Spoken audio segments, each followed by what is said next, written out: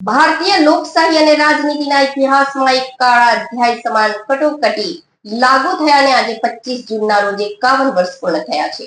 આ નિમિત્તે ભરૂચ જિલ્લા ભાજપ દ્વારા તપોવન આશ્રમ ખાતે સંવિધાન હત્યા દિવસ 2026 અંતર્ગત એક વિશેષ કાર્યક્રમનું આયોજન કરવામાં આવ્યું હતું।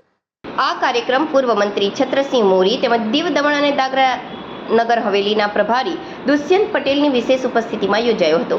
આ ઉપરાંત દક્ષિણ ગુજરાત પ્રશિક્ષણ વર્ગના સંયોજક રાજેશ દેસાઈ પણ ખાસ ઉપસ્થિત રહ્યા હતા। કાર્યક્રમ દરમિયાન વક્તાઓએ અને મહાનુભાવોએ ઉપસ્થિત જિલ્લાના આગેવાનો, હોદ્દેદારો, પદાધિકારીઓ અને કાર્યકરોને સંબોધ્યા હતા।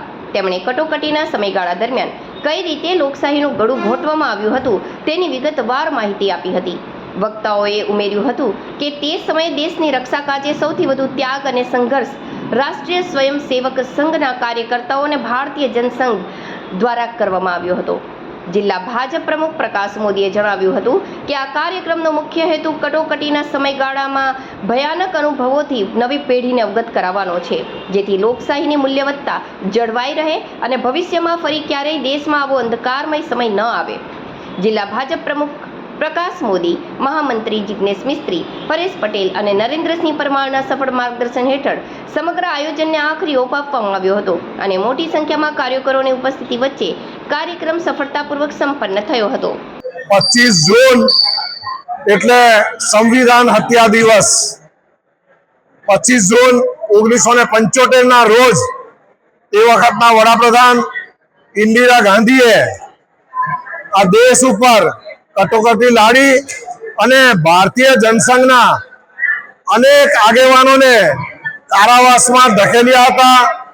એમાં શ્રદ્ધેય અટલ બિહારી વાજપેયીજી, ડોક્ટર મુરલી મનોહર જોશી, લાલકૃષ્ણ અડવાણીજી, જ્યોર્જ ફર્નાન્ડીસજી અને બીજા સેંકડો લોકોને કારાવાસમાં ધકેલ્યા। વાણી સ્વાતંત્ર્ય, પત્રકાર આ તમામ ઉપર પ્રતિબંધ લાદી દીધો। પ્રેસની વીજળી પણ કાપી નાખી। ન્યાય તંત્ર ઉપર પણ પ્રતિબંધ લાદી દીધો।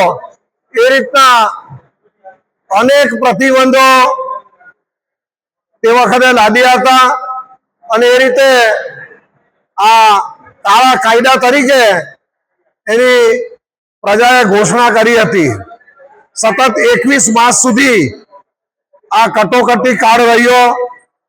પ્રજાએ અનેક યાતનાઓ સહન કરી અને અંતે પ્રજાએ જે ચૂંટણી માંગી અને 1977માં ચૂંટણી થઈ। 12 જૂન 1975 ના રોજ અલ્હાબાદ હાઈકોર્ટે એ વખતના વડાપ્રધાન શ્રીમતી ઇન્દિરા ગાંધી કે જેઓએ 1971માં જે ચૂંટણી લડ્યા હતા એ ગેરકાયદેસર અને સરકારી મશીનરીનો ઉપયોગ કરીને લડ્યા હતા, એના લઈને કારણે સરકારે એમની ચૂંટણી ગેરકાયદેસર ઘોષિત કરવાના હુકમ પછી એમને આ કટોકટી લાદી હતી અને પ્રજા એ યાતના સહન કરી હતી।